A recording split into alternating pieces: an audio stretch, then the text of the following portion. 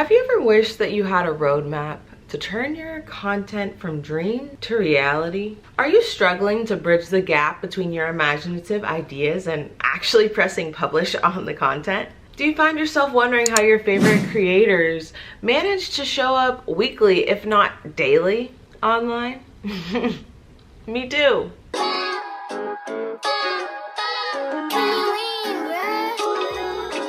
But we're in luck because today I'm sharing practical strategies tailored just for small creators like us. Join me as we go through my notes to reveal the tips I've learned from studying the best over the years. We're going to get this content thing figured out, my friend. And by the time this video is over, we'll both have a plan for making our content dreams a reality.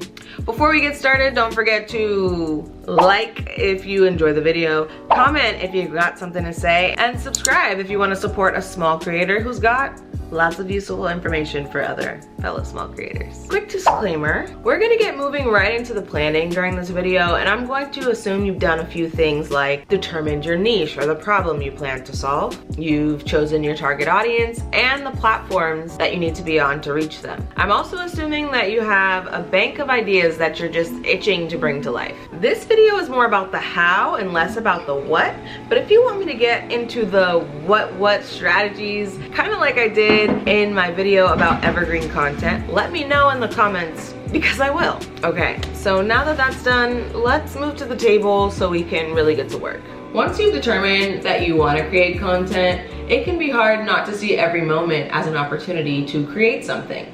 I regularly find myself picking up my phone to document content without confirming that this is actually the best use of my effort and my storage. That's both exhausting and impractical, which leads us to our first stop on the roadmap: prioritization and time management. I can't separate the two. I like to bundle them together. They're really a package deal, and let me explain why.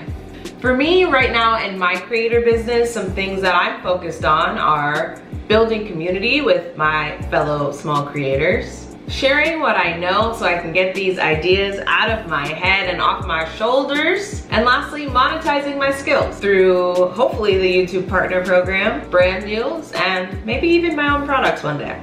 Take a moment to think about what's most important for you in your content journey. Are you a business owner looking to increase your brand awareness through social media? Or are you a fellow content creator hoping to work with brands? Give that some thought. But while you do, consider this: how much time do you realistically have to work on your content? This is where I messed up in the beginning and why I think it's taken me so long to feel like I found a consistent groove. I have a job, a relationship, and other adult responsibilities to take care of. My time is limited, and I'm sure yours is too. So for me, it's real to say I have about 12 hours to dedicate to my business, and at least 10 of those hours should be dedicated to making content. How did I come up with that number? Well, I know what platforms I want to prioritize. Remember I said that? You gotta know that before you start this process. And for me right now, that's YouTube and Instagram. I also know how long it takes me to produce content for those platforms. I've also, through trial and error, come to understand how much content I can produce without burning out, so I know the frequency at which I want to create certain types of content, which is just a lot of words to say that that's how I make my content schedule. If you're not sure exactly where all your time goes in the week, then I have a resource for free for you. Check the description down below. It's a Google download worksheet for you to do a quick assessment of how much time you actually have in the week, and to give you a more realistic understanding and expectation of what your content journey might look like, because it's different for every creator. In prioritization and time management, I should mention there's a little secret sauce that is a requirement for making this tool work.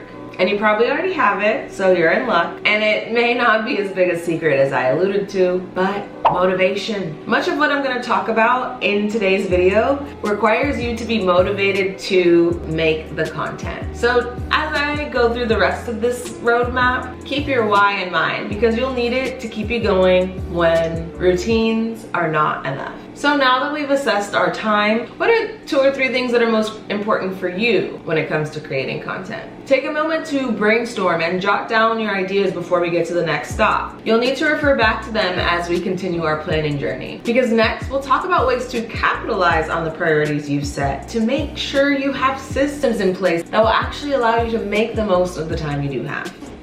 Quick smoothie break.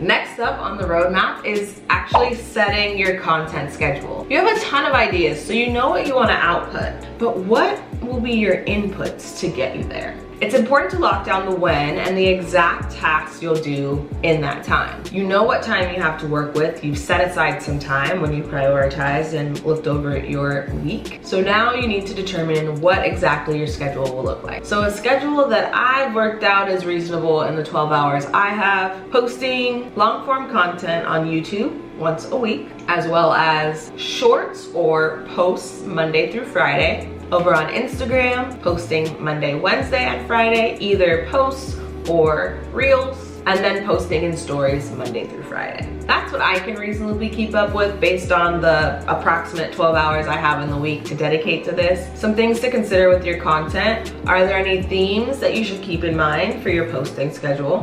Which content pillars might be more frequent, and how does that affect your workflow?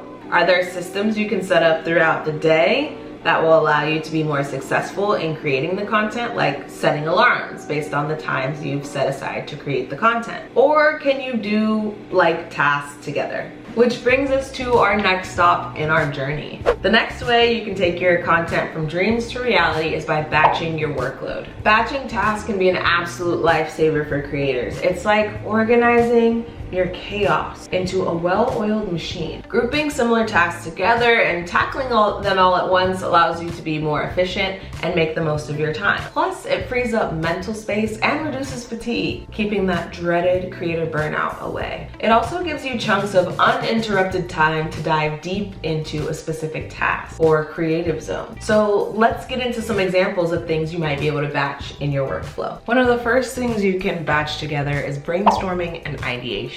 Set aside time to brainstorm content, plan upcoming projects, and outline your creative roadmap, kind of like we're doing today. Next, content creation. Block out time to shoot multiple videos or take multiple photos all at once. This way you can get set for content ahead of time and not have to worry about shooting multiple days out of your week if you don't have the time. Next, writing and editing.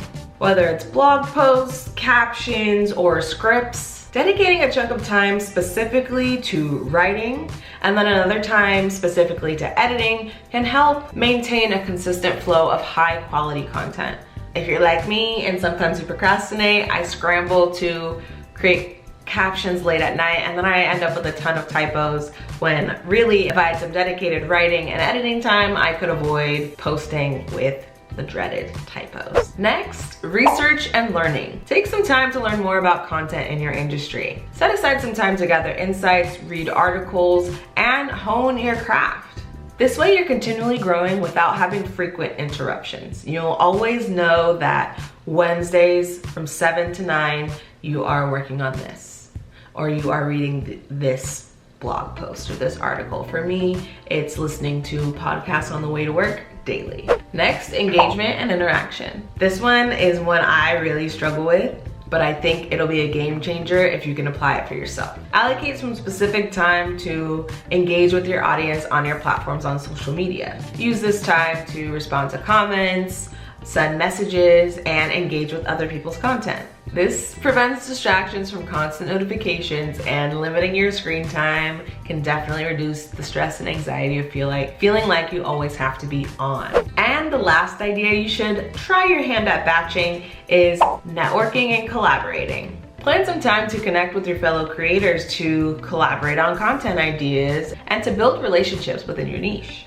from firsthand experience, I can say having small creators in my corner who I can check in with about my content, who I can support with their content has been a game changer. Shout out to my content cousins, Chrissy and Chanel. They have been keeping me going and are actually part of how I started creating this type of content. So I cannot say enough about having some content creators and business owners in your corner. And speaking of networking and collaboration, that brings us to our next stop in our roadmap, community building. You want to find people who want to create with you and hold you accountable to be the encouragement you need to keep going when things get tough and you're not getting the responses you may have hoped for. These are people who you'd love to maybe one day create content with about your business. These are people you can commiserate with, share updates with, project plan with, but ultimately, and I think the most beautiful part is, you end up with kind of a built-in hype team ready for when you're dropping that fire content to build you up and make sure you feel seen, and you being able to return that for them is amazing. It's not all sunshine and rainbows, though. You do want to keep it real with your fellow creator friends, but you can always lead with kindness and show up for each other in simple ways like likes and comments. Our next stop on our journey is usually where people get a little afraid, but it's all about investing in yourself and your business. This is a step I'm still struggling with personally, though there are some areas where I do feel comfortable, like paying for tools or hiring a photographer. But it's naive to think that building a business doesn't require a little capital on the front end. And it'd be foolish of you to think that most of your favorite creators are doing it by themselves. They're not. While you may not be ready to invest in all of these things, some areas that you might want to consider investing in your business include spending capital to hire others to take on some of the load of the content creation process. There's some of the more obvious ones like a social media manager, graphic designer, editor, photographer, videographer.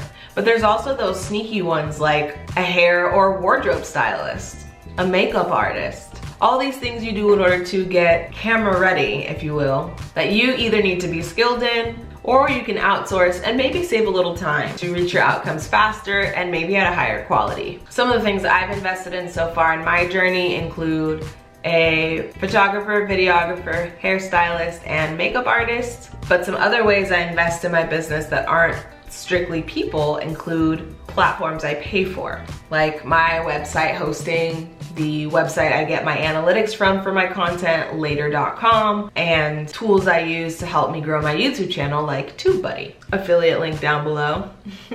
So there are other ways to invest in your business that don't necessarily have to increase your headcount.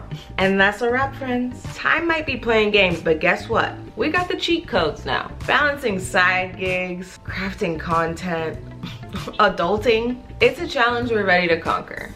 Remember that time is what you make of it, my friend. And you, my friend, are making magic happen. And while we talked about a few ways you might be able to make your content schedule fit for your lifestyle, there's also some strategies you can use to boost every single video you post. I talk about it in this video right here. Make sure to check it out next. Thanks so much for watching. Until next time, keep creating, my friends. Bye-bye.